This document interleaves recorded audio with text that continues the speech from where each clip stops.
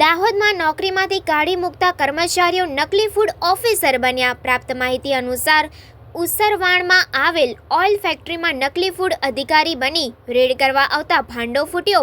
તમે નકલી ઘી બનાવો છો કહી નકલી ફૂડ અધિકારીઓએ રેડ કરી હતી। મધ્યપ્રદેશના ઇન્દોરથી નકલી ફૂડ અધિકારી બની આવ્યા હતા। થોડા સમય પહેલા કાઢી મૂકેલ કર્મચારીઓએ નકલી અધિકારી બની કુલ 4 ઈસમો રેડ કરવા માટે આવ્યા હતા। રેડ કરવા આવેલ ઈસમો પાસેથી માઉઝર પિસ્તોલ સહિત 4 કારતૂસ ઝડપાયા। નકલી અધિકારી હોવાની ઓઇલ કંપનીના માલિકને માલુમ થતાં દાહોદ બી ડિવિઝન પોલીસને જાણ કરવામાં આવી હતી। પોલીસે ચારેય ઈસમોને ઝડપી પાડી માઉઝર પિસ્તોલ અને 4 જીવતા કારતૂસ સહિત ₹56,700નો મુદ્દામાલ જપ્ત કરી આગળની કાયદેસરની કાર્યવાહી હાથ ધરી છે।